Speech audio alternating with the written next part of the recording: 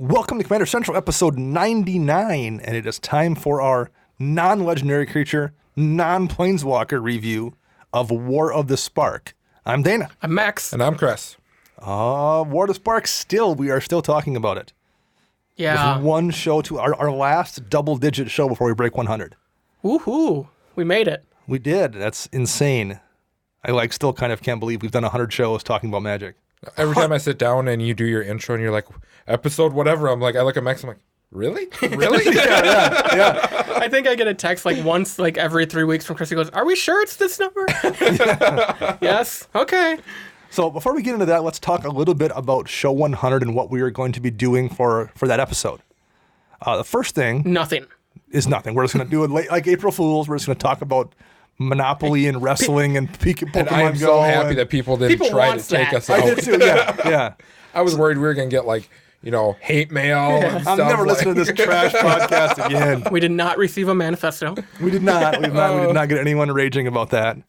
And we'll do that again for our Thursday show at some point this summer for sure. Yeah. But what we are going to do is we're going to kind of live brew a deck using one of the new commanders from War of the Spark that we will randomly pick on air. So we're not going to pre-prep it. We're just going to... Random number generator, 1 through 16. Can I vote and say that we pull out the 1 so there's only 15? So which is the one? You don't want to do Mowu? I don't want to do Feather.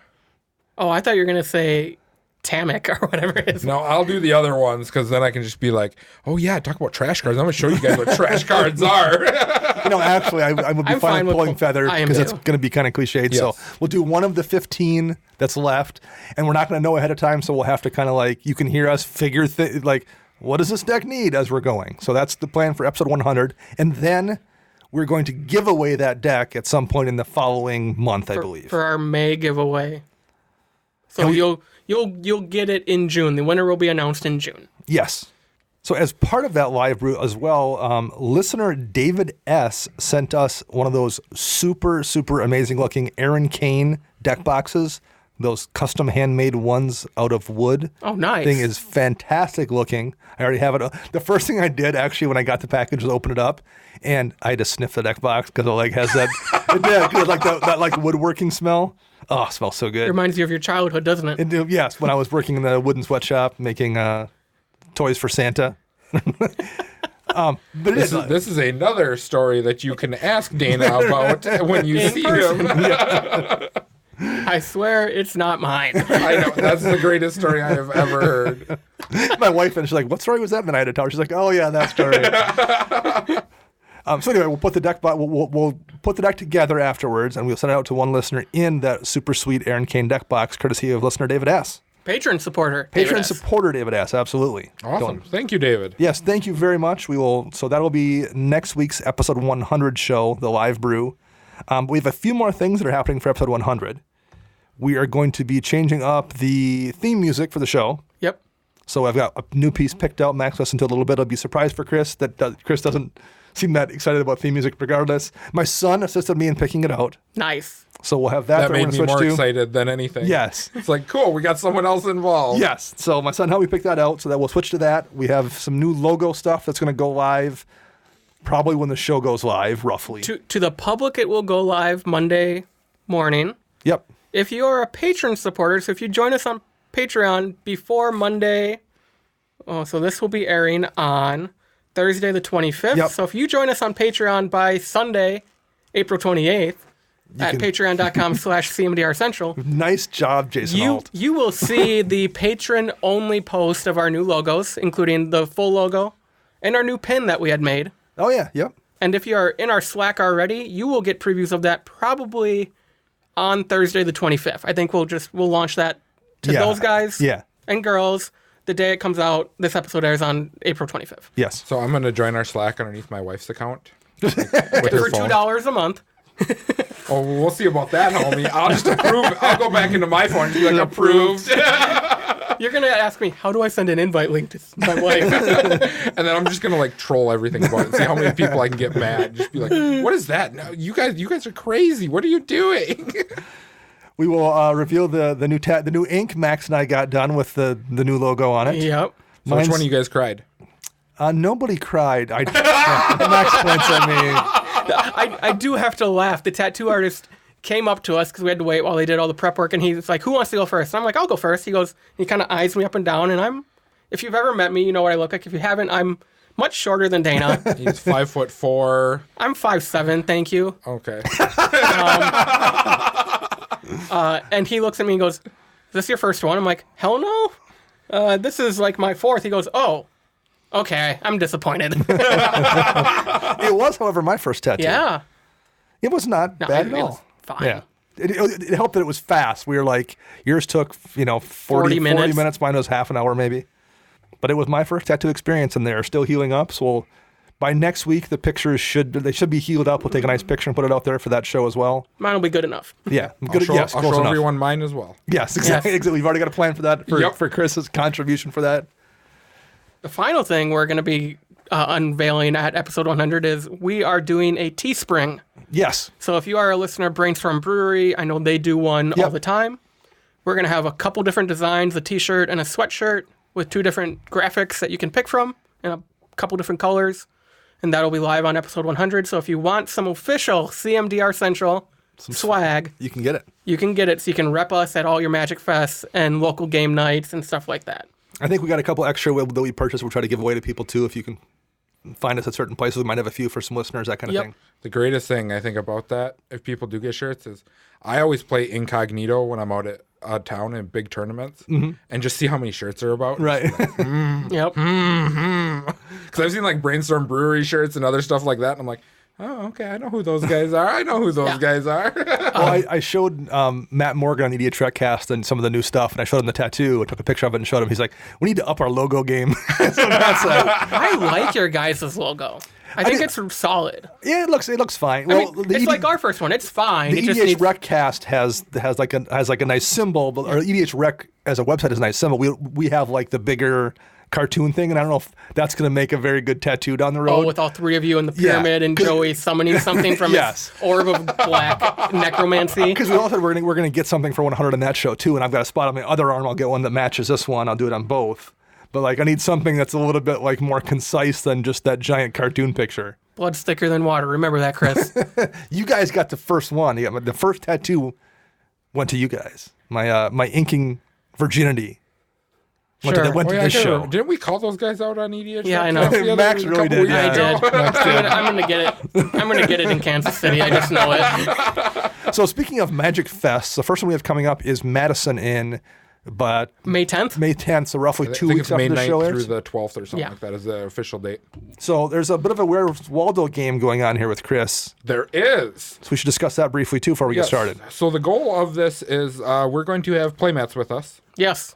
That we will be giving out. Now the goal for you to do is to come find us and get a picture with each of us. Individually. Yep, individually. And then get us all together and we will sign a playmat for you, however you want it signed. If you want smiley faces, you want weird pictures, you want me to write that I'm the talent because I am and all that stuff on there, I will, all that fun stuff. But we'll do that for you guys if you guys can do that when you're down in Madison. Come find us. I would imagine Max will be fairly easy to find because we're just going to be playing Commander most of the day. In our new swag. In our new Commander Central shirt, so we shouldn't be too challenging. Chris may be incognito because he's actually playing in the tournament.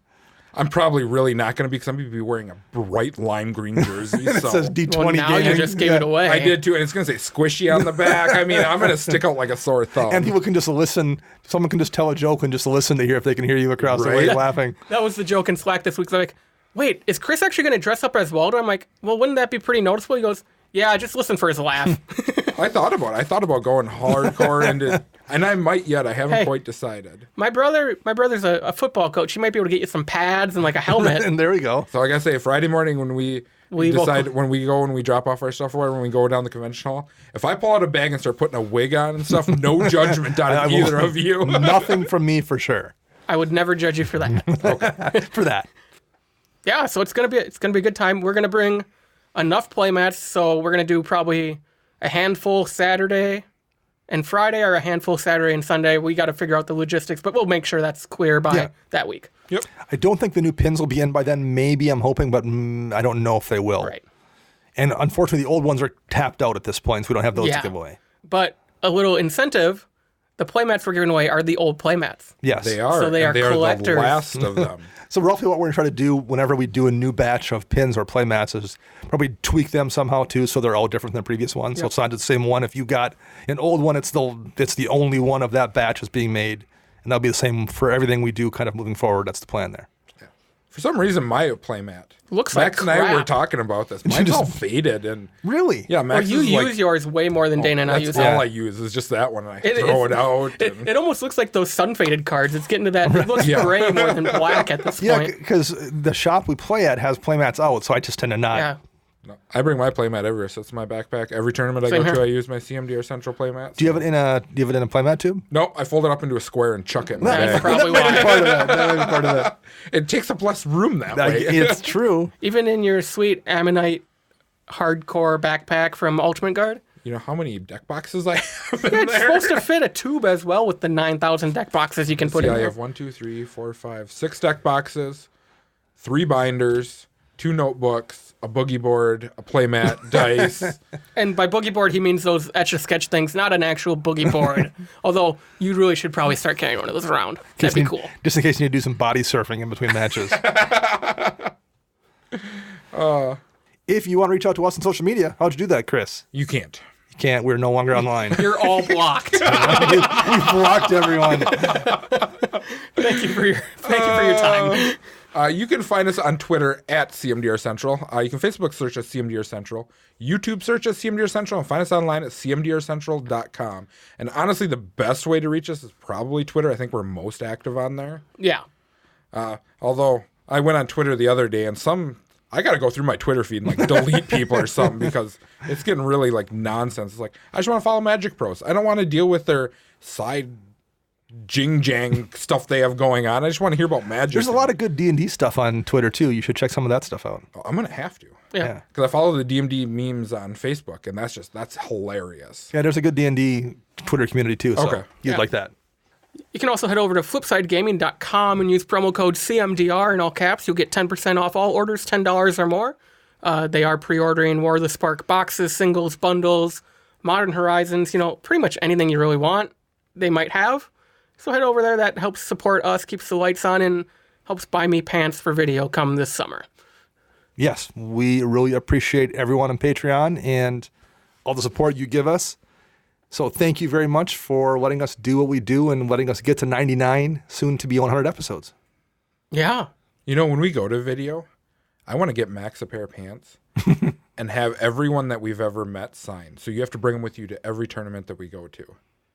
I was actually thinking I could just a pair of those tearaway ones that he could that would be awesome. He's done recording to stand up and tear them off. Both of those suggestions are way better than what I thought either of you would have suggested. I think we're on to something. We'll have to come. But for sure, I was expecting something chaps. Well, that's not a bad idea either. It's so many You could ideas do to choose that, from. because as Dana says, that ain't mine. You've seen one, you've seen them all. It is not mine. All right. War of the Spark, non-legendary creatures, non-planeswalkers. And there's a ton of stuff here. Yes. You would think removing legendary creatures and planeswalkers from the set and just talking about the other cards, the support cards, if you will, would not be a lot. 205. And a bunch of them are good. A ridiculous amount of them are good. We're just going to kind of wing this and go by color and just each mention some cards here that we think are worth talking about. We'll start with white. Is there anything in white, Max, you want to draw attention to here? Yeah, I'm going to kick it off with the Finale of Glory. Yep, that's a real card. So every color gets a finale. They're mythic rare sorceries, I believe. So the Finale of Glory is X white. Create X 2/2 white soldier creature tokens with vigilance if X is 10 or more. Also create X 4/4 white angel creature tokens with flying and vigilance. So you have to hit 12 mana in this, basically. Well, 10. 10? Is it X is 10 or more? Well, but 10 total, 12 total mana with the double white. To win the game next turn, probably? Yes. So I have an issue with this card, in EDH specifically. Yes. I think in Constructed, Limited, this is a really solid card. It's a good bomb, I guess is the right word. In EDH, in all the token decks I run that have white in it, I'm already running Divine Visitation. So why do I worry about 10 mana? I can cast this for 7 and make 5 4/4 flying angels with divine visitation. Well, you don't always have visitation out, I guess. Right. But you're talking about 10 mana, and that's where a lot of people are going to have the issue is they're going to be like, I have to do this to get maximum value. I'll cast her for 4 mana for all I care. Still really good. 2/2s. Yeah. And you're probably running in a deck that already has Doubling Season and Parallel Eyes and Anointed Procession, so you're going to get twice as many of those tokens, very possibly, and it's good. It's so good, but I think... And if you hit the 12 mana thing, which I think is not easy to do, even in Commander, but it's doable, then you just, either people have to deal with it that turn, or you win next turn, probably. So, do you guys, are you putting this into your decks? No. The sorcery speed isn't great. I don't really have a white token deck. I thought about it maybe in Jeru, just as kind of an alt-win con, and I have a bunch of mana doublers, so it's not Isn't a White Sun Zenith too just tough. better? But White Sun Zenith is probably more consistent anyway, and I'm not running that. It's a neat card. And I think maybe if you're running some kind of a white angel deck or something, it's maybe why not? And Treat the Angels is better? Maybe we'd run both maybe then, though? Probably. So yeah, it's a really cool card. Yeah. And all the finales are cool, and I think we'll probably touch on all of them. For sure. How about you, Chris? What do you got here? I have a wonderful one that will counteract this white finale. It's called Single Combat. Hiya! Hooah! 5 mana sorcery. Each player chooses a creature or planeswalker they control, then sacrifices the rest. Players can't cast creature or planeswalker spells until the end of your next turn. Of your next turn. Yay! I am totally going to jam this in Alessia and see how it plays. That's a good point. Because I'm just going to reanimate my guys and not even care. The art on this is so cool. It is. Yeah, that's a really... I didn't think of it for Alessia. Yep, I read this card and immediately I thought, you know what? This could be nice tech because I'm reanimating to wipe the board and then reanimate. The other thing I was thinking about for this is, let's say in your Sigarda deck, you wipe the board, they can't cast creature spells, no one can. You don't care, you don't play that many creatures. And your Sigarda or whoever suited up is just the biggest thing out there and you just start beating face. Right, I have essentially 2 turns where presumably nobody has creatures in play. I cast this, Sigarda survives, I swing that turn and presumably dome one person. Yep. Pass a turn, it goes on, no one can cast blockers again, and dome a second person, which was probably going to be enough to put me in a position to win the game. Yeah. I didn't think of it there. That's a good call. I mean, this is replacing Divine Reckoning in Dromoka. Which does a similar thing. Does a very similar thing, but this hits planeswalkers. Okay. Now here's a question for your Sigarda deck. I thought about your Sigarda deck quite hard about this too. Does Sigarda read opponents can't force you to sack, or you just are not a... Spells and abilities opponents control can't force you to sacrifice. So I was wondering how it read, because I was like, I wonder if you just don't have to sacrifice anything. No. You get a free, you guys all lose anything and can't cast anything neither. Because fetch land still can be cracked. You can still sacrifice stuff. So you can't really cheat it necessarily. But yeah, I think it's not like one of those board wipes. You're like, oh, I'm going to really consider this in any deck. It's kind of a specific thing. Yes. But it's a good card. First one I am going to throw out there. I don't want to talk about it very long because I don't think it's that great. But I think Gideon's Triumph is interesting. This is a cycle of cards. In this case, it's an instant speed. Target opponent sacrifices a creature that attacked or blocked this turn for 2 mana as a combat trick.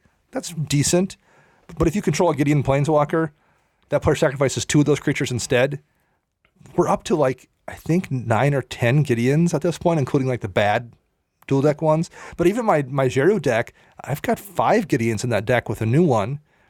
I don't think it's quite good enough unless you have Gideon maybe in your command zone and you're running the Flip Gideon. But if I was running Flip Gideon, I'm playing this. I do like the smirk on his face in the art though too. with just the line of dead zombies behind him. Yep. All right, Max, passing it to you. So I'm going to talk about, this is I think my last white card. This is actually one Dana suggested to me today. And it's going to be Rally of Wings. It's a 1 and a white for an instant speed spell. Untap all creatures you control. Creatures you control with flying get +2/+2 until end of turn. So that feels, upon first glance, like just a limited card combat trick that there's a bunch of every set. But when you have a flying tribal deck that has not much vigilance in it, it's a nice combat trick that when you look defenseless, not only does your stuff all untap, it all gets a nice buff. Right, or even as an attack trick. Like, I'm going to swing with my whole team. When you don't declare blocks or even do declare blocks, I'll cast this, untap them, because it doesn't remove them from combat. Right. So now I just gave them pseudo-vigilance. And I've buffed them. Yep. And you can't counter it if Dromoka's out. Yeah. Also, like in a bird tribal kind of deck where you got a bunch of small weenies, and then +2/+2 can just kill somebody sometimes. Yeah. The issue with my Dromoka deck right now, though, is I don't know if this really makes the cut. Sure. Because I did just slot in Brave the Sands to try, which gives all your creatures vigilance, and they can block any number of additional creatures for 2 mana. They can see that coming and remove it, whereas this has to be counterspelled, but still, I think I would probably run Brave the Sands first. But we'll see. We'll see what happens. There's a lot of cards in this set that need to find homes. Like Angel Tribal deck, if you're playing the Angel Tribal deck in, Boros colors or whatever, need a ton of Angels, same thing. They're all getting buffed. I'm not going to run it in my Sphinx deck because I very rarely swing with 2 or 3 Sphinxes, but I thought about it when I saw it. I'm like, is that worth it? Probably not for me, but I can, some decks you would. Yeah. Any more in white that you want to talk about, Chris? Nope. I've got 1 or 2 more. You're not talking about the new O-Ring? Nope. It's not good enough. Not quite good enough? Okay. It's not good enough. No. First one I'm going to mention is Grateful Apparition, 1 and a white for a spirit with flying. It's a 1/1. Whenever Grateful Apparition deals combat damage to a player or a planeswalker, proliferate. If you're playing a planeswalker, any kind of Super Friends deck, and you've got a decent amount of planeswalkers out, there's almost always going to be one person you can hit with a flyer to put free counters in your planeswalkers. This just is another Atraxa. I mean, you have to, even in my mono white planeswalker deck, if this is on the field and I have a couple planeswalkers out, you need to deal with it. Because being able to put extra counters in those planeswalkers every single turn will win me a game. Yep. So I think maybe Atraxa doesn't need it because you have enough proliferate effects. Maybe. But why not? But yeah, I mean, it's if you do get Atraxa shut down for whatever reason. Right, it's a backup plan. I mean, Chris, now we can run 4 creatures in our planeswalker decks. Yeah, well, it is going in Jero for sure. I already have a slot for it in Jero. So what's my 4th creature going to be? Peer. There you go. Yeah, I'm going to Peer. I'm going to find a real good one because my other creatures are awesome. Ignite the Beacon is next. I'm going to talk about briefly 4 and a white. Search your library for up to 2 planeswalker cards. Reveal them, put them in your hand, then shuffle your library. At instant speed. And here's what I'm just replacing Conjurer's Closet in my Jero deck, which is what I use to blink Jero to get an extra activation. But that takes 2 turns to have it successfully do anything, assuming somebody doesn't remove it. And yes, I get value after that. I don't think I've ever had it out for long enough to get 2 planeswalkers. I can do this in response to something. I can leave mana up for whatever, do it at instant speed, and get the 2 I want consistently without having to wait. So it's just better than Conjurer's Closet in my deck. Oh, I agree. And again, in Super Friends, being able to get 2 things at instant speed, I'm running it in a deck where I can already tutor up planeswalkers. If you're playing something else that has access to white that's a Super Friends deck, that's really, really good. I don't need it. You're not going to run it in yours? Nope. Interesting. 5 mana's a lot in that deck. It is. That's true. Yes, Max. I don't need it because I draw so many cards. It's unreal. Or he didn't treat the Angels for 8. Right, yeah. That was your fault for countering that spell. And I'm like, upkeep, draw. Oh, miracle trigger. You also had Approach 2 cards away. Parhelion 2. 6 white for a legendary artifact vehicle. It's a 5/5. Flying First Strike Vigilance, and whenever Parhelion 2 attacks, create 2 4/4 white angel creature tokens with flying and vigilance that are attacking. Yeah, I mean, okay, it's 8 mana. That's a gazillion. That's a lot of mana. Gazillion mana. Oh. But man, that's really strong. If you can really crew strong that overall. and swing, first of all, in limited, if you can crew it and swing, you've just killed somebody one time.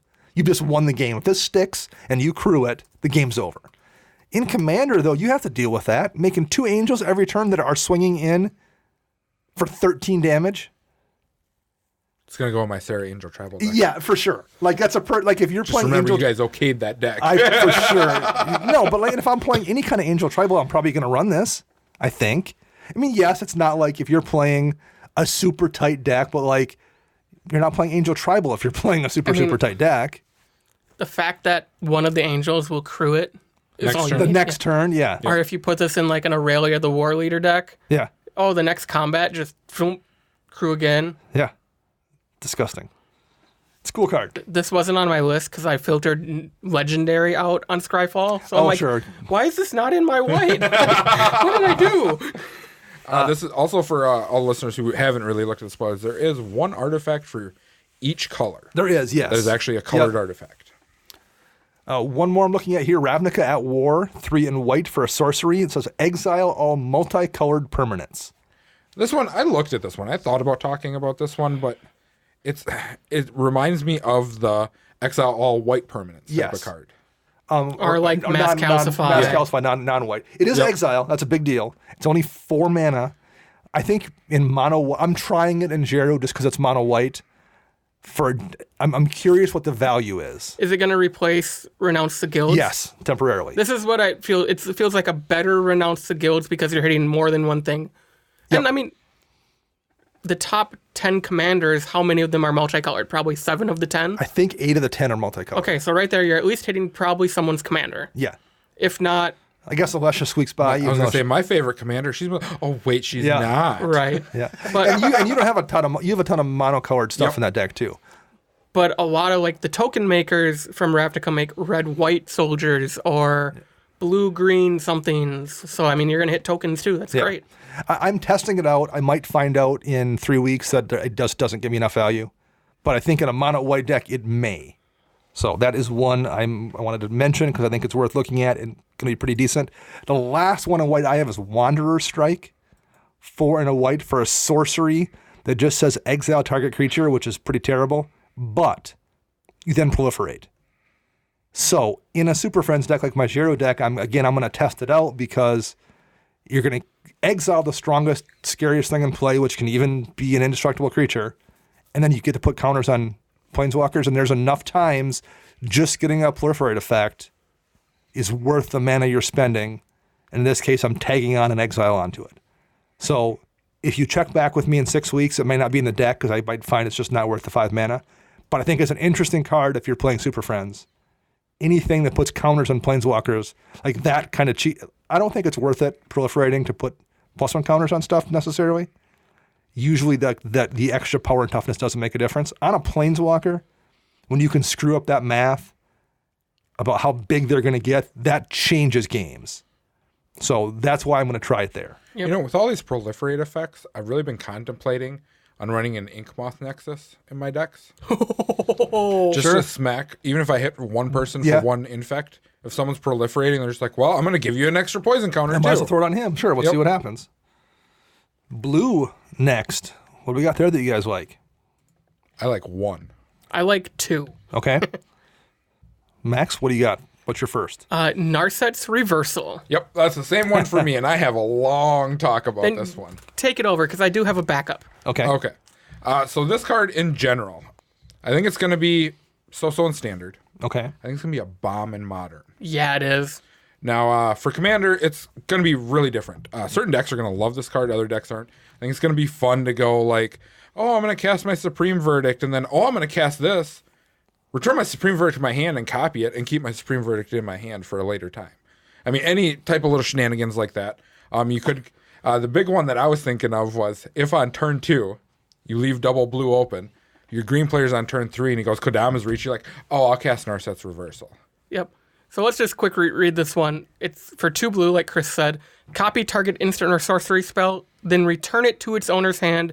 You may choose new targets for the copy. So Chris gave the example of doing it on your own board wipe. Yep. You could also do it in response to a board wipe. So you're going to cast Supreme Verdict. Well, this doesn't counter it. Right. You don't get it. Your stuff's going to get destroyed. You know, if I have an empty board state, cool, whatever. Or I want to do it to a Rift, an overloaded Rift. Send it back to the hand, and all my stuff gets kept on the board. It's a card that rewards you for thinking outside the box. Yeah. Yep. Now, I never thought about the Kodama's Reach and stuff like that. That's awesome. That popped in my mind. I'm just like, blue ramp? Oh, this is awesome. Yeah. The big thing for Modern, though, that I saw this, and people can correct me if I'm wrong. I play a lot of Moderns. I think I'm right on this, and I play this deck, but in Storm.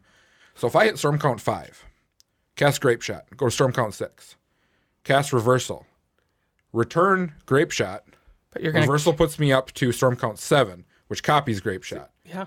Then I recast Great Shot. That's Storm Count 8. That's 21 damage with only having to go to Storm Count 5 to begin with. Yeah. Wow. I think so. Yeah, that makes sense. Because Storm just cares if the card was cast, not if it resolves or anything. No, because then it puts all the Storm effect triggers on the stack and goes off. Is this one of the cards you were talking about off at Mike that where you need a playset of? Yep, and this is one of them that I need to find a playset of. I'm not sure if it's going to see a lot of play or not, but... Might as well have them in case. Yep. Yeah. And the other deck in Commander that I thought about this for was for Kess. Oh, for sure. Because Kess loves her spells. And I wonder if you cast this when you cast a card from your graveyard... If the clause doesn't exile it, it actually goes back to your hand then. Because it doesn't resolve. Oh, sure. Yeah. It doesn't resolve. And then you can cast this from your graveyard. But that's on your turn. That's the one downside to cast. Yeah. But no, I get it. Like for a draw I just want a demonic tutor forever. Right. Well, Kess then exiles it if you cast this from the graveyard. That's fine. Okay, so you get 3 demonic tutors total. Still pretty decent. It's better than the one in the deck. Yeah. True. What are your thoughts on this one, Dana? I think it's really, really interesting. I couldn't think of a deck I wanted to run it in myself, but it feels like it's a card that I think I'm going to see fun things done with it. I do like the Rift action that Max Yes, that's a great use of it. I don't run original counterspell in any of my decks, but this might just be kind of a fun, almost original counterspell just to try out in a few decks. Yep. I would definitely like to see it tried and see what people's reactions are on it in Commander. Like what options you actually have for it. And if it actually works out the way it's supposed to. I'm going to talk about Finale of Revelation next. Same as all these finales, it's got 2 of the appropriate color and a casting cost, in this case blue, and X. It says draw X cards. If X is 10 or more, instead shuffle your graveyard into your library, draw X cards, untap up to 5 lands, and you have no maximum hand size for the rest of the game. So again, where I'm thinking about this, and I'm not for sure I'm going to run it, is in my Talran mono blue deck. Because number 1, I've already got a ton of mana doublers in there, including High Tide. So I have plenty of ways to hit. This is going to be stupid. To hit the 10 mana pretty easily. Oh, Swarm Intelligence. And I have, and if I'm already doubling my mana, I just get to untap all those 5 lands that are already producing double. And then you copy it, untap another 5 with Swarm Intelligence or the flip land. Oh, gross. Oh, gross. Oh, gross. And I'm going to nurse that reversal this. Right, yeah. That's what I'm going to do. Which one? Right, yeah. Hey, I get one of them. That's all that matters. So it's a fun, I think it's a cool spell. I think it's a little magical Christmas land because I don't love extra spells that you have to spend 6 mana for them to not be terrible. And this is, if I'm spending 6 on this, I guess it's draw 4. I guess it's not bad. That's tidings is 5 for draw 4, right? Or is it 6 for draw 4? 5? 5 for draw 4. Opportunity is 6 to draw 4. Okay. So it's opportunity, I guess, if I'm spending that much on it. But I like it and I want to try it because I think the upside is hilarious, if nothing else. I think it is a much better Blue Sun Zenith for the upside of it. Yes. Yeah, I mean, it's definitely better than the one from Hour of Revelation where it's just X blue, draw that many, then discard one. Although the discard can be relevant in like a black-blue deck where you want something in the graveyard. Yep. But this has the potential just to be hilarious in a game when you do something gross with it. Everyone's like, oh, all right, you drew all the cards and made a Drake. Cool. What's your next one, Max? You had one more, I think. We're going to talk about good old Spark Double. Oof. Yep. Spark Double is 3 in a blue for a creature illusion. It has 0/0 power and toughness. You may have Spark Double enter the battlefield as a copy of a creature or planeswalker you control, except it enters with an additional +1/+1 counter on it if it was a creature. If it enters with it enters with an additional loyalty counter on it if it was a planeswalker, and it isn't legendary if that permanent was legendary. And that is the line that took me about 2 weeks to figure out that I was reading incorrectly. Yeah. So where's this going, Max? Brago? Is this going to also go in your Super Friends deck? Yeah. So you got at least 2 decks I want. How about you, Chris? Is it going anywhere? Nothing for you? Maybe my Super Friends deck. I was thinking about... Since we get to up to 4 creatures. Yeah. I'm just That's like, only till Tuesday. Yep. I was just like, oh, worst case scenario, it's a second Talran in my Talran deck, and I'm doubling up off all my cantrips. Because I can't clone him otherwise. This lets me do that. The fact that it hits planeswalkers and you get a bonus for it is great. I mean, Clever Impersonator is great for copying others' planeswalkers. Like Aristic Study. Yeah. Or Aristic Study, that happened. Thank you, Chris. After you steal his Clever Impersonator. Yep. With an Ashiok. That deck was not made for 1 point. But this is just... This is good. It's going to replace something in Brago. I'm not quite sure what yet, but maybe Phyrexian Metamorph, but I do like the opportunity to hit artifacts with that. Yeah, that's really, really useful as well. This is one of those cards I feel like it's not going to be something that is broken or that everyone's like afraid of or talking about in Terror, except for it's going to be in a gazillion decks. Yep. I think it's awesome because it adds another clone to the game. Yeah. And I love playing against people who play a deck that all it is clones because you never know how the game's going to play. Right, yeah. It's like, oh, are you going to clone that? You don't know how the game... And it's not like it's a chaos game by any means. It's just, this is going to be a weird interactive game that I have to put a puzzle together to try to win. You need to play with Brando from CCO then because he does have a clones deck. He does. Oh, I want to so bad because that would be so much fun. There's one more I'm going to quick briefly mention because I like this effect, and I don't know if this is good enough, but it's cheap, and that's Kasmina's Transmutation, 1 in a blue for an enchantment aura. An enchanted creature loses all abilities and has base power and toughness 1/1. I love those effects because it's one of the few ways to get rid of a Planeswalker in a lot of different decks. If you don't have a sack outlet or don't have a way to disenchant something, it's tough to get rid of that Planeswalker. I guess the beauty of Darksteel Mutation is even if they block with it, it's got indestructible, so it still sticks around. And they can't usually just chump block something that's a Lignify and get it killed. This makes it a 1/1, so it's much easier to chump it and kill it to recast it. But still, 2 mana to lock someone's Planeswalker down. That's pretty interesting. And I think Lazotep Plating is kind of interesting too. It's also 1 in a blue.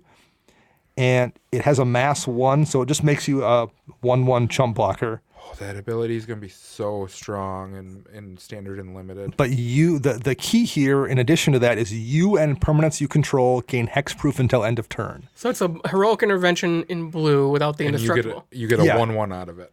So you save your stuff from being targeted anyway. You make a free 1/1, but you save yourself from being targeted too. Yep. So you either get that 1/1, or if you already have an amass token on the field, it gets bigger. You get pump it by 1. The one downside I see to this card is that it's blue. So you're probably better off just counterspelling stuff. Yep. Unless you're playing a deck that revolves around, say you're playing blue-black zombies or something, this would be phenomenal in that deck. Yeah. Yeah, like a Scarab God deck. You're creating a zombie, plus you're giving everything, hexproof and all that stuff. So, how about black? What do we got here? I feel like we all want to talk about the same card at least. Okay. Nope, I have no black. Ooh, all right. Black was trash. What's your first one here, then, Max? Am I wrong in thinking the Elder Spell should be in here? That one I want to talk legendary? about. I thought that card was fake. Okay, I don't think it is. Let me tell you guys a story. Okay. Today, I'm looking through everything on here, and I'm like reading these cards, and underneath some of the cards, they have like the artist and all that stuff. Well, this is like act something whatever, and like a weird artist name, and some other text on the bottom. So I text Max. I'm like, Max, is this card real? He's like, yeah. You've never heard of Darken before? Yeah, he just goes by Darken. That's just yeah. He's been around for a while. He makes some cool cards. Yeah, I wasn't sure, and I'm just like, is this card real? And Max is like, yeah, that card's real. I'm like, well, this is why I don't think it's real. So why don't you read it first, Max? The Elder Spell. It is black for a sorcery. Destroy any number of target planeswalkers. Choose a planeswalker you control. Put 2 loyalty counters on it for each planeswalker that was destroyed this way. So, ignoring that last part, 2 mana to destroy. We're almost at the point in the game where black to destroy any planeswalkers you want gone is runnable, probably in a lot of decks. It's probably meta dependent. In our meta, I would say 85 to 90% of the games I play, I see at least one planeswalker from all of my opponents. Yeah, I would say that's probably accurate. And we've also, in addition to you guys making Super Friends decks, everybody's making them. A lot of people are making new ones because of all these new planeswalkers. So does this become something if I'm playing, like I'm not sure we're there yet, and I might not know for 3 or 4 months, but it wouldn't surprise me if like we're talking about something in August and I comment that, yeah, I've got Elder Spell in every one of my black decks now. It's just going in all my black. I'd rather just preemptively, I'm going to try to get this before it goes up because I feel like this is going to be a standard card. I'm going to buy 4 copies of it if I can get it for relatively inexpensively because I think I can see myself wanting it in every deck down the road. Because like in Regna and Krav, I run Elspeth Sun's Champion. if I can get this and cast this at the same time, even if I kill one thing, that's one extra loyalty counter on Elspeth closer to that ult. But even if you don't put on Elspeth, like even if you just are killing the Planeswalkers untargeted, and it's untargeted too, so like if they have something that gives it is target. Isn't it? Is it destroy any number of target Planeswalkers. Okay, I read that wrong. I thought it was a choose.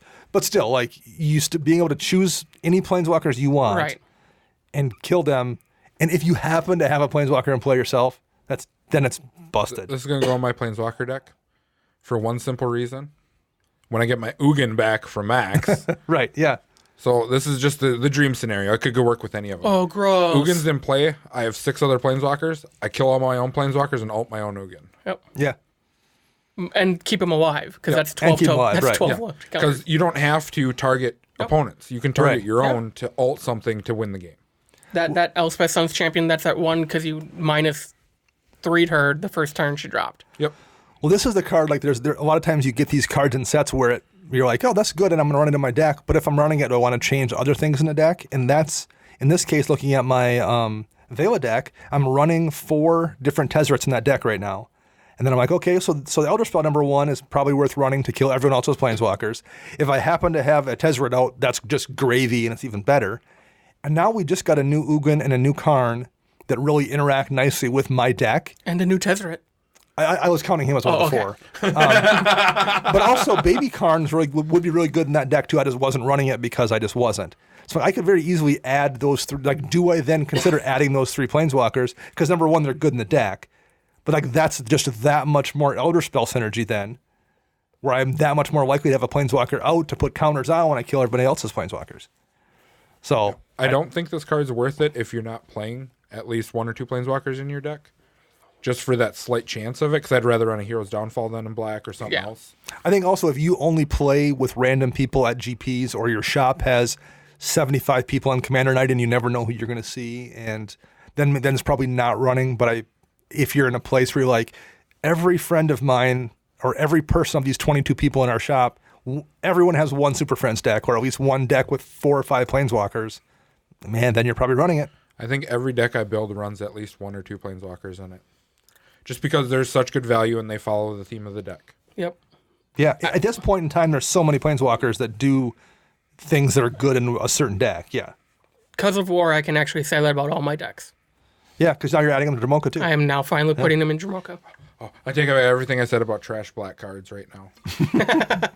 This card is trash, though. Okay, all right. The whole... the card itself is awesome, if you understand what I'm saying. Okay. How the card plays is trash. It's called Unlikely Aid. Now, for everyone who doesn't know, this is Gideon riding Rakdos. Yeah, that's super this flavor is just... Yeah, that is super sweet. I want a playmat made of this, and I will rock it everywhere. It's actually too bad it isn't a cooler card, because Gideon riding Rakdos is such a just completely epic situation. Yeah, the whole flavor text, no one will ever ride me again, Gideon. Expect no further favors. Yeah, so Rakdos-y, yeah. I think Bolus the Citadel is pretty cool. Legendary artifact, it's 3 and trip black. You may look at the top card of your library at any time. You may play the top card of your library. If you cast the spell that way, pay life equal to its converted mana cost rather than pay the mana cost. And it removes timing restrictions. So you can cast... Correct. But it does not... You cannot pay for alternative costs. Correct. So you can't overload a Rift, but you can pay kicker costs and extra costs on a card. Yep. So I believe X spells are always still going to be X. You know, I might actually try this in my Mogus. I want to try it. I want to try it in a deck. I don't know what deck I'm necessarily going to put it in. Ability. Yeah. It's the only reason I want sacrifice 10 non-land permanents. Each opponent loses 10 life. Yep.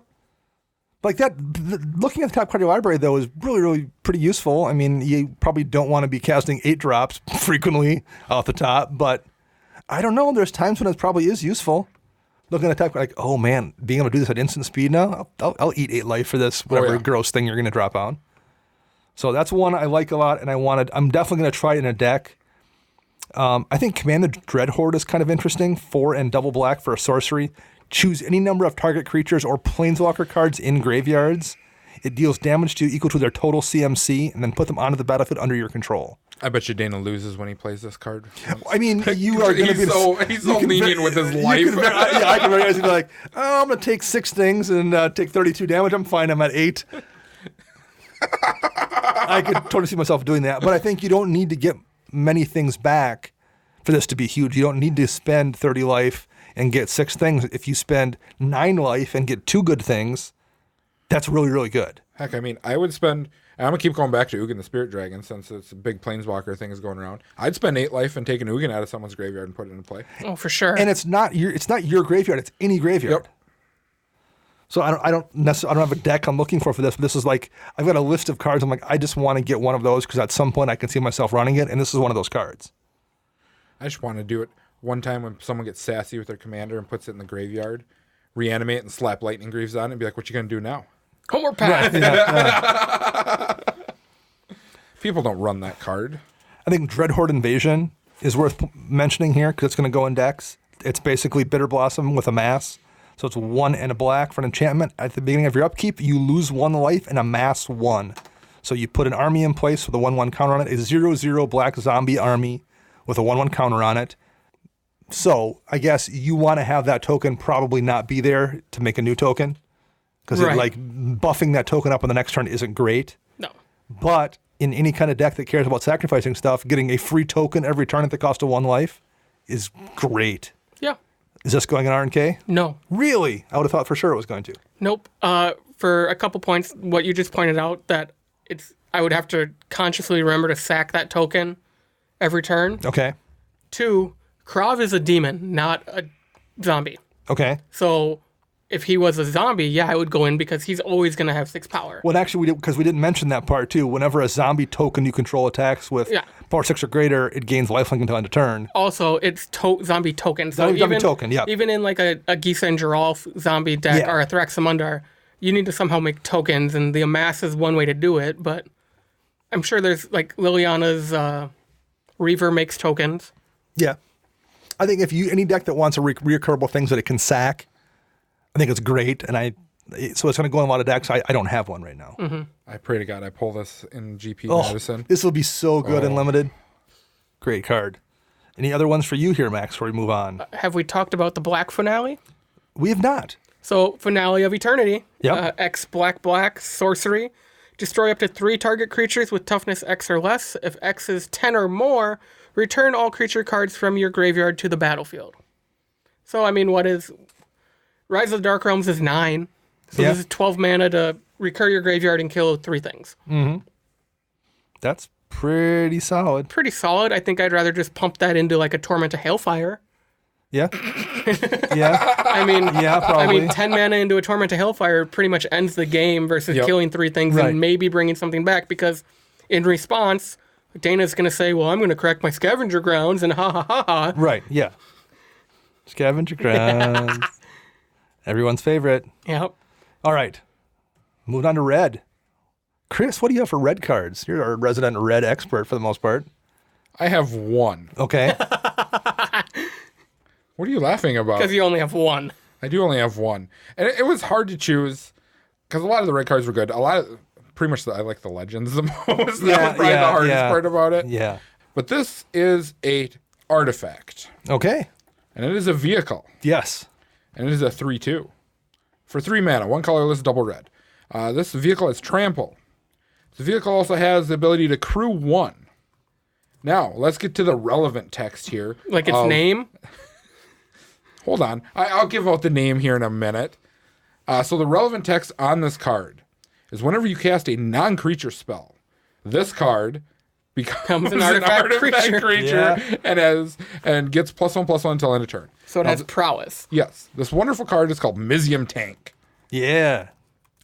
Now, I'm really not sure if it's going to be good in Commander.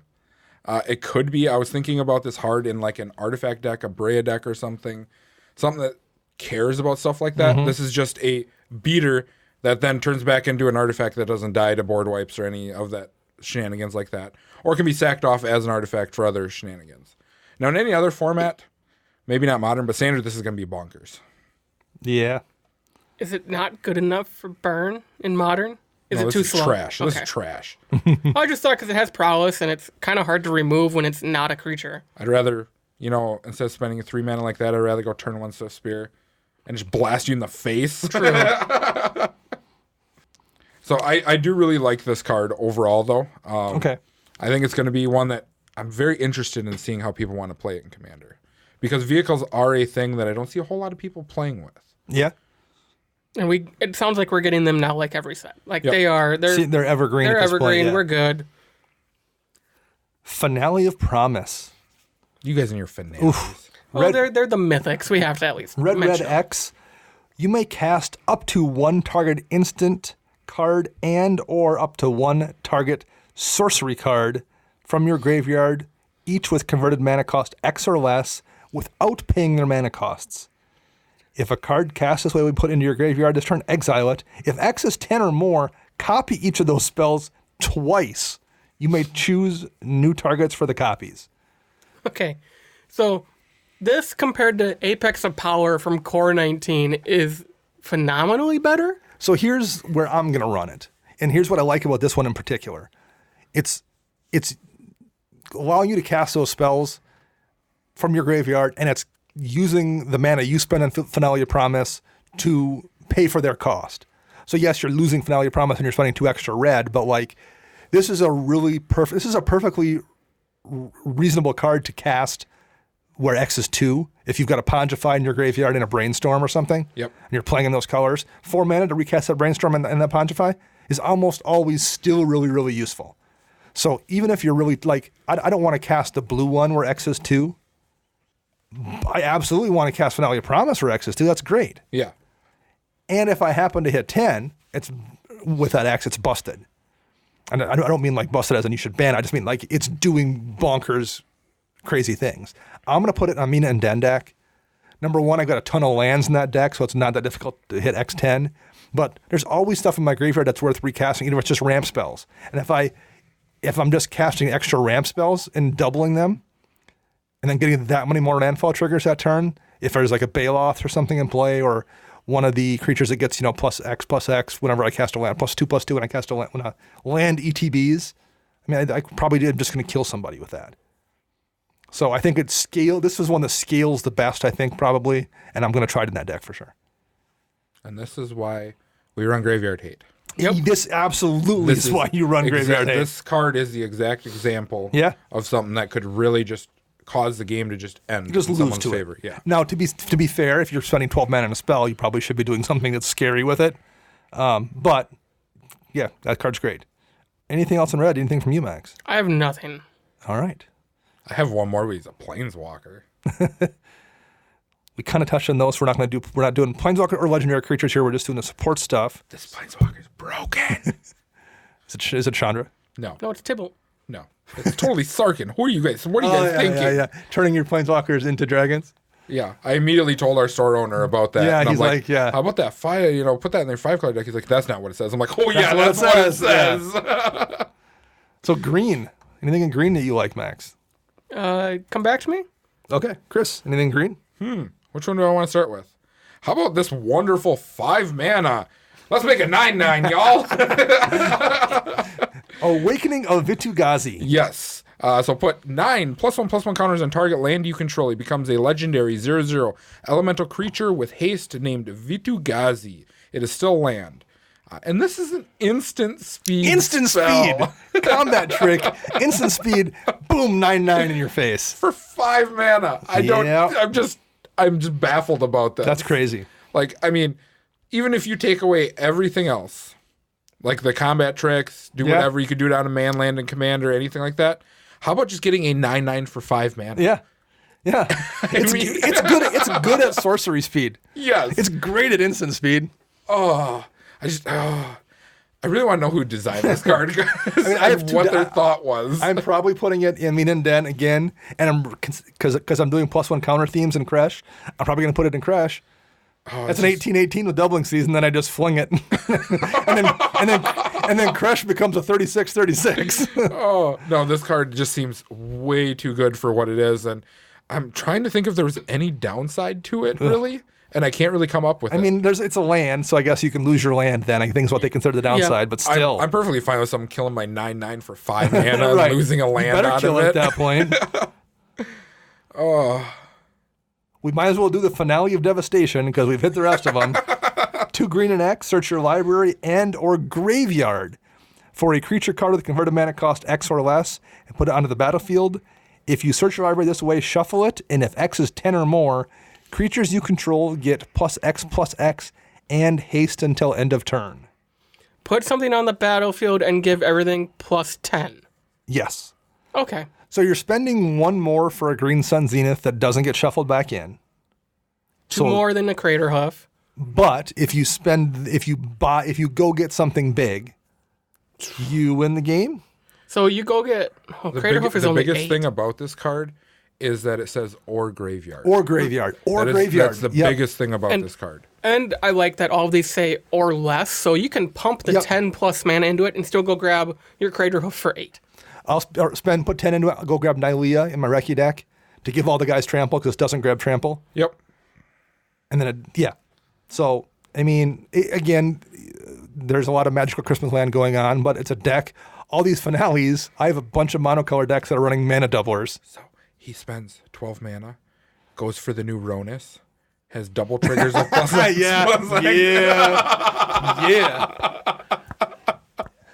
And then everyone just quits because they don't want to do the math. It's like, all right, you got it, you win. I've totally been in those games where someone's got like that Cathartic Crusader, Catharsis Crusader, or whatever else, where it's like, oh, and then I put in like 30 tokens. I'm just like, you know what? I'm done. We're good. You're just going to win this game or we're going to play a new one. I have nothing in green. The finale was really all I liked. Storm the Citadel is okay. Well, I have one for you, Max, that I'm surprised you didn't mention. I think is maybe going to go in your Tasigur deck. Okay. Plane-wide Celebration. 5 green, sorcery. Choose 4. You may choose the same mode more than once. So you can create a 2/2 citizen token that's all colors. Okay. Whoop-de-doo. There's some interaction there with, there's a spirit that when a creature, I forget how that works, but there's some like cheaty things people are doing with that because a token costs 0 and you can destroy a bunch of lands. Yeah. But that's probably not one you care about. You can proliferate. I might care about that. That might be one that you care about. 4 times. 7 mana to put 4 counters in every Planeswalker and Super Friends deck. That seems to be good for 7 mana. I don't think any of the other modes are good enough that I would run it. Returning the target permanent might be okay just because it'll grab a walker out of my graveyard. But I think there's probably better. Yeah, maybe. But you can combine it with the other modes. Right. Yes, so I could do proliferate, 3 proliferates, and that. Yeah. Yep. But I think this is really only in Super Friends decks. If you're not playing Planeswalkers, I don't think it's worth running. Maybe in like an original Tristani deck where you're already making tokens and gaining life. Yeah, maybe. You make 2 2/2s, you gain 4 life. You choose gain 4 life twice. There you go. You just gain 12 life for 7 mana. But like in some Super Friends decks, this is better than Doubling Season because the problem with Doubling Season is if you drop it, if you've got 3 walkers out and you drop Doubling Season, you've just used your turn up for the most part at paying for that, and it doesn't affect your Planeswalkers in play. If you've got 3 Planeswalkers out and you can cast this, you probably ult all 3 of them that turn. 7 mana is so much. 7 mana is a lot, but it's like I think it's one more than Seasons Past, and it's a win condition. I think in a Super Friends. I like Seasons Past though. I love Seasons Past. I know. I cast it twice last week in the same game. I think in a Super Friends deck, you win games with this card. Yeah. Yes. I mean, we'll see what happens. So anyway, I think that one is worth commenting on. I don't know if I had anything else in green. Return to Nature is a better naturalize, I guess. Is. Really? You guys don't want to talk about this one? Which one? Surprise. Vivian's Arcbow? Oh, yeah, that's a cool card. That's legendary, isn't it? Yes. So that's why I didn't hit Max's filter. So Vivian's Arcbow is 1 colorless, 1 green for a legendary artifact. The ability on this artifact is X tap, discard a card. Doesn't matter what it is. Yep. Look at the top X cards of your library. You may put a creature card with converted mana cost X or less from among them onto the battlefield. Put the rest of the bottom of your library in any order, or random order. Now, the big thing I saw with this was Evolutionary Leap. You have to. Yeah. It's just a better Evolutionary Leap. Yeah, for the most part, concern. Yep. Unless you need a sack outlet, I guess. But yes. And in any creature heavy deck like green, this just helps you filter through your deck looking for something specific. Yep. And you usually have so much mana that Unless you're crazy like Dana and plays all these huge X spells. Running all the finales, baby. It's something to just put mana into if you have nothing else going on to look for something. Yeah. And it draws me a card in Recce. Because it's legendary. And it's 2 mana. 2 mana for it. I like this in creature toolbox decks. Yeah. Because you're looking for a specific creature, so you know exactly what the CMC is going to be, and you can just dig hard for it. And same thing, you're not wasting your X mana here because it goes straight into play. Yep. So you're essentially, it's basically a cast. You don't get a cast trigger, but like you're not losing anything in terms of mana investment. You're essentially getting that back because the creature's going into play. Yeah. You probably need to have a creature density in your deck of, whatever it's going to be, 30 plus creatures probably to hit it consistently. But if you're at that density, it's basically going to get you, it's a free card every turn almost. Yep. Multicolored, we got a few more here. Any ones for anybody? There's some spells here, and I'll start here, I guess. Casualties of War. I'm not quite as hyped on it as a lot of people were. It's a sorcery, 2, double black, double green, so 6 mana total. Choose 1 or more. Destroy target artifact, creature, enchantment, land, or planeswalker. And you can't repeat them. You can't repeat them, but you're also not forced to pick one. True. So unlike Decimate, where you would need to have 4 legitimate targets to cast it, this you don't. I think first of all, I think the mana cost is brutal. I don't want to have to spend double black, double green. But it's interesting. It's definitely on my honorable mentions list. Yes, yeah. I'm not going to put it in my Golgari deck or my Jund deck, but it's a neat card. Yep. I have one. We're going to talk about Despark. Yep. Instant speed for a white and a black. Exile target permanent with CMC 4 or greater. I said this in our Slack. I think this is the nail in the coffin for Mortify. If it didn't already, if it was still being played, I would say this probably takes care of it. I mean, I run Mortify in R&K, I think, and this will just get rid of it. There goes all my full arts. It's maybe the nail in the coffin of Vindicate. Maybe. Yeah. Vindicate hits lands, but it's sorcery speed. I mean, anything you really want gone for sure is going to be 4 mana or more. I mean, there's a lot of scary stuff at 4. This doesn't deal with Lightning Greaves, and Mortify does. No, Mortify doesn't. Mortify hits enchantments. Yep. Vindicate is just... anything. Including lands. Way better, yeah. I like the ability of killing lands with Vindicate. It is useful. But the instant speed here and Exile is also really, really good. These sparks are really good, and it's uncommon. Yep. This is another one that I have on my list. Like, I don't know if I want to put it in a deck right now, but I want 4 of them in foil, because at some point I'm going to run it somewhere. I have more. I'm going to mention Death Sprout briefly. I think it kind of falls into the same category as Casualties of War. It's 1 double black and green and as an instant, which is nice. Destroy target creature and then search your library for a basic land card, put it into play tapped and shuffle your library. I think it doesn't do... I think it needs to have one better thing somewhere. I think it needs to either exile a creature or it needs to not be limited to a basic land. Or it needs the land to come into play untapped. I think any one of those 3 things make it playable, and I think lacking one of them makes it not quite good enough in Golgari. I just don't think it's good anyway. This is the only place I would run it, is if I were to put Marin back together. I'll kill my Wood Elves on my turn, ramp a land, and at my end step, I'm going to bring Wood Elves back out and get 2 more lands. Dirtle fast. Yeah, which is what Marin does. Right. No, I think if this said exile, I would probably run it to exile a creature and ramp a land. I think that's probably worth 4 mana. I would even take, like, if it said basic land or gate. Because at least you can go get a 2-color land if you're running in a budget version or even in limited. You're getting your gate. I think Pier's Whim, they've established that 4 mana you can get any land. I think I think Pier's Whim at sorcery speed, destroying the worst artifacts and enchantments or sacrificing them and getting you is better than this. For sure. So we established the power level of they're willing to go to. Although this is instant speed, I just think it's not quite there, but I like the card. Yep. I have one. I have a bunch in the multicolored. Okay. Because I'm a 2-color mage. But so we'll start with Pledge of Unity. It's another instant speed spell for 1 green white. Put a +1/+1 counter on each creature you control and gain 1 life for each creature you control. Token deck. Yeah, token deck. It's going to go in Dromoka, the life gain, plus it makes all my flyers bigger. Mm-hmm. And for 3 mana, why not? Sure. There's a Dovin card here that Chris was talking about I think you might want to mention. Oh, yeah, Dovin's Veto. The new negate. That's pretty much exactly what it is, but it can't be countered. So you're spending a white instead of a colorless, so it's white-blue instead of blue-colorless. Yep. But literally, it is negate. That can be countered. That's really good. I think it's really good, too. Yep. Now, I don't know how much the counter part is really going to make a difference, honestly. I think in Standard it might. I don't even think it will, neither. Because negate's still legal in Standard, and everyone still plays negate. And something I actually had a nice talk with a friend of mine about, Supreme Verdict.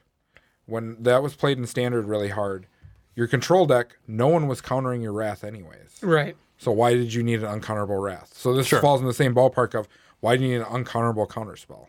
That's true. So, I love the art. I just want them in foil. And I think if I was playing negate in a white-blue deck in Grand Arbiter, or if I was, I'm not running it in my Sphinx deck, but if I was, I would upgrade to this. If I add a negate in there and I'm playing 2 colors, the white is not really that much more difficult, and the safety blanket of knowing you're not going to get countered is useful. So I think it's worth the upgrade in that 2-color deck, and that's probably it. Yep. So do you remember what that 4-mana spell was that you asked me about on the last show? I don't. I don't either. It was black, and I said there was a better one. Yeah, I don't recall. Okay, well, here's the better one anyways. Okay. It is called Heartwarming Redemption. Yep. 2 colorless, red, white. Discard all cards in your hand. Then draw that many cards plus 1. You gain life equal to the number of cards in your hand at instant speed. It was Neheb. Was it Neheb? Mm-hmm. Okay. He would have been the only one where you discard your hand and draw that many. I couldn't remember what it was. Yes, but it was Neheb. This is just much better. This is great. That was like an hour ago, too. Yeah, right. That's true. Shh, they don't need to know that. Secrets. But no, 4 mana, instant speed. That's fantastic in Boros. This I am going to try in my Alessia deck. I am already running Shattered Perception and Wheel of Fortune, so I want to try this one as well. I'll probably take out Shattered Perception for this and see how it plays. You don't run the risk of giving someone else answers. Yep. And you do get 1 extra card, so it's replacing itself essentially with the wheel as well. Yes. Yeah. And if you have any graveyard recursion like your Alessia deck, it does everything you want to do in that deck. Yeah. So I like that card as well, and I think we'll see a lot of them. Any more from you here, Max? Oh, yeah. So let's talk about Cruel Celebrant, a white and a black, and it's just another Blood Artist type card. Yeah. Whenever Cruel Celebrant or another creature or planeswalker you control dies, each opponent loses a life and you gain a life. I mean, that's... What I like about this is it is a second vampire now, because I do believe the other 2 are not vampires. Yep. Blood Artist is a vampire? Yes. So that gives you 3 vampires now to put in your Edgar Markov token deck. Yeah. That you now have aristocrat effects. Yeah. Yes. In a deck that's already built around doing that. Yep. I like Angrath's Rampage. Sorcery, black and a red. Target players, choose 1. Target player sacrifices an artifact, a creature, or a planeswalker. Target player, mind you. Now, the problem here is it's not going to solve necessarily a specific problem. Like if someone has a Delving Season out and something else, they're going to sacrifice to something else if you name enchantment. But if you don't care, if you're not thinking of it as a targeted removal spell, but if you're thinking of it as just a value engine, if this is just a value card to play for 2 mana, when you look around and see that person just has 1 that person just played Elspeth Sun's Champion. Boom. And I just want it gone, so I'm just going to cast this and have it go away. Or that person over there, all they have for artifacts is a Gilded Lotus they've hit so far. Yeah, we were actually talking about this on our traveling team, about this card is actually probably going to replace Dreadbore in Modern. Okay. That makes sense. Because very often, or not very often, you have more than 1 planeswalker out or anything. That's pretty much what Dreadbore was meant for, was to kill planeswalkers. Right. And this would just do it better because you have more options of other things you could do with it if it's in your hand. It's affinity. Yep. Yeah, I mean, it's a card that when you draw it in your hand, you're just going to look around and say, what person has 1 of a thing that's a really good trade for me to get rid of. Mm-hmm. So, again, it falls into that list. Like, I don't have a deck I'm planning on running it, but I do want 1 sitting there because I feel like at some point I'm going to build a deck where I'm going to want to include it. Yep. Max, you have any more of these? You said you had a couple. I have 1 left. All right. And that is Bioessence Hydra. Yeah. 3 green, blue for a creature Hydra mutant. It has a 4/4 body. It has trample. Bioessence Hydra enters the battlefield with a +1/+1 counter on it for each loyalty counter on planeswalkers you control. So not a single planeswalker, all of them that you have. Yep. Because Hydroid Crisis wasn't bad enough. Right. Whenever one or more loyalty counters are put on a planeswalker you control, put that many +1/+1 counters on Bioluminescence Hydra. So this is just going right into Tasker. Yeah. Done. I think there's a bunch more playable cards in here. I think Solar Blaze is playable in decks. It's a board wipe that's in Boros that each creature deals damage to itself equal to its power. There's enough Boros decks with bigger butts where that's going to be a great spell to have survive. I think Time Wipe's kind of cool. Return a creature you control to its owner's hand, then destroy all creatures. It's 5 mana board wipe, lets you recast something that has an ETB. That's going to be really good value in some decks. I think Widespread Brutality is interesting. You amass 2, so you make an army, and then the army you amass deals damage equal to its power to each non-army creature, so you're going to wipe anything 2 or less. Yep. I'm probably going to put that in my Crash deck just because it's then going to put that many counters on Crash when I cast it. And he's a 3/3 by default, so he's always going to survive it for the most part. And that's not even talking about if you already have an amass token out. Like if you're just pumping something else out for 2, you're making an amass token going from 2 to 4, 3 to 5. Yep. Boom, that's even better. Yeah. So I think those are all really, really, there's a bunch of them in there where I'm like, yeah, I see the deck for that. Oh, I see where that's going. I have one other card that I want to play in my Mogus deck. What's that? I'm scared to put it in there because I draw enough hate as it Which one is that? God Pharaoh's Statue. A 6-mana legendary artifact. Spells your opponent's cast cost 2 more to cast. At the beginning of your end step, each opponent loses 1 life. Yep, that's going to annoy everybody. Yeah. I draw so much hate with that deck already, but this is actually what it's going to do is slow down my opponents while I'm still pinging them to death. Yep. I like that card as well. Artifacts, there's only a couple. There's really not that many. None of them are that interesting for the most part, I don't think. The only one I kind of find interesting is the Mana Geode. I mean, it's another better Manolith, I guess. Well, yes, it's a better Manolith, but I think it's maybe on par, if not slightly better than Seer's Lantern from Battle for Zendikar. Sure. Because although that you can scry every turn for amount of mana, this just comes in untapped and you get to scry 1. Is it worth it in Braga? No. Not worth it in Braga? No. Okay, all right. It doesn't say Chromatic Lantern. There we go. Or Grim Monolith. All right. But yeah, all the artifacts are pretty much trash. How about the lands? There's some interesting lands. The basics are pretty. Here. The basics are pretty. I think there's some of these utility lands are really, really interesting. Karn's Bastion, I think if you're playing Super Friends, that's in your deck. Mm-hmm. Like there's not much downside to it. It doesn't come into play tapped. It always taps for a colorless. 4 mana proliferate. Again, there's situations where someone's looking over at your Planeswalker and thinks, okay, I don't have to attack this turn. That he's going to +1 it, and then then I can deal with it before the ult comes down. Yeah. And you just drop this for your land for the turn, and you're like, boom, there's my ult. What I do like about Karn's Bastion is you don't have to sacrifice it with that proliferate. You can use it every turn. I was expecting to say 4 tap sacrifice proliferate, but like if you have a Seaborn I might still ran it in my Super Friends deck, but I'm definitely going to do it if I can reuse it. Yeah. I think Emergence Zone is kind of cool. Same thing, comes into play, taps for a colorless, and you can spend 1 and sack it. This one is a sack. You may cast spells this turn as though they had flash. So it kind of gives you that Alchemist Refuge, Winding Canyons kind of thing. For a little bit of a setback. A little bit of setback, lose a land for it. Easier to do, but you lose the land.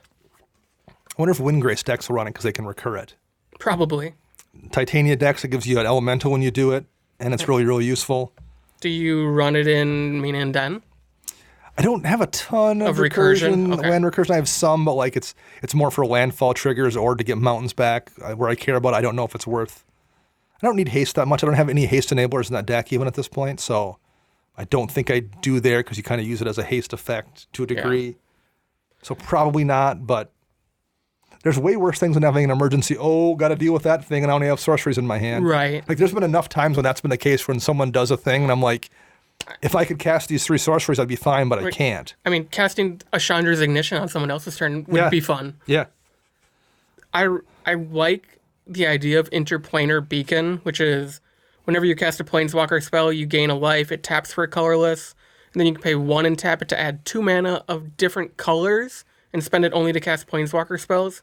I really want to like this card for Tasigur, but most of my Planeswalkers are monocolored. I think this is a 5-color Super Friends card, and that's probably it. But I think in 5-color Super Friends, I'm probably going to run it for sure. Right. Yeah, because you don't actually lose mana. Right, you're not out any mana. It just evens itself out. You're nutting, And the life thing is just who cares? That's a nice bonus. But like, I think just for the fixing, it's probably worth it. I keep coming back to this blast zone, and I can't quite get. This is like the blast zone is like the only time you'll ever say this, where you say, "I wish this thing didn't come into play with counters on it." Yes. Because if it didn't, and you just had a land that you could run, that you could wipe tokens, then it becomes my new scavenger grounds or an addition where I just say, oh, I'm putting that in every deck because having a land that can clear almost every token off the board, you sacrifice it, but who cares? I would run it in almost every deck at that point. Where I was thinking of it was a story you told last week about a Blood Moon. Yeah. So in a mono red deck, this gets rid of enchantments. Sure, I guess if you need to, yeah. Yep. I mean, it's not fast to do so, but like... No, I mean, but it doesn't hurt you at the same time because you're one color, so you're still tapping for colorless. Yeah. Yeah, it's not a bad, crap spelling like red or black that can't deal with other things. I mean... Yeah. I want it to be good, but just... The last one I will mention, because I'm going to put it in at least one deck, is Mobilized District. Mm-hmm. It's a land, again, taps for a colorless, doesn't come into play tapped, and you can spend 4, and it becomes a 3/3 citizen token with vigilance until end of turn. It's still a land. None of that's any good. However, this ability costs 1 less to activate for each legendary creature and planeswalker you control. I wonder what deck that's going in. I'm going to put it in Recce for number 1. I didn't think about Recce. I was thinking about Jeru, but okay. I'm probably going to put it in Jeru because I'm just going to, for no mana, I can just make it into a 3/3 creature. Yep. But it's not legendary. It isn't, but there's no but it cares about legendary stuff. That's good enough for themes. Its forests aren't legendary either. I got your back, homie. Thanks, man. Boo, Max. And you got Max. Thank you for 99 episodes, everybody. I will not be back next week. So yeah, I mean, I don't think backbreaking, but it's a kind of card where you're like, oh, there's just almost no downside to having it in certain decks. Yeah. No, there really isn't. And someone's going to forget about it. You have this sitting there with like no mana free. They're not going to be paying attention to the fact that you have 3 planeswalkers out and your commander, and they're going to swing in, and you're like, I'm just going to animate it. Well, that's the thing about lands like this, and I've noticed it a lot, is people forget that they're out there. Even when you announce them, they still forget that they're out there. Yeah, the 0 mana activation in some decks is what I like about it. Mm-hmm. Any other final cards, guys?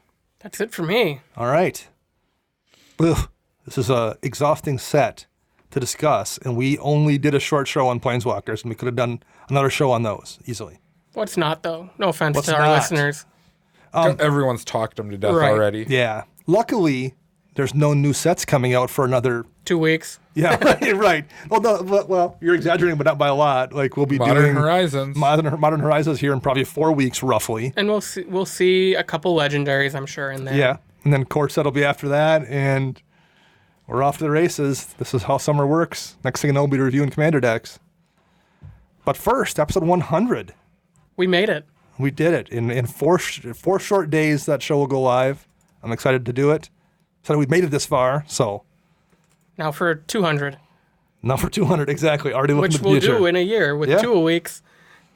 So next week we'll do that 100, and the episode after that I think we'll probably talk about our Planeswalker Showdown that's going to happen this Tuesday because I will actually remember my deck.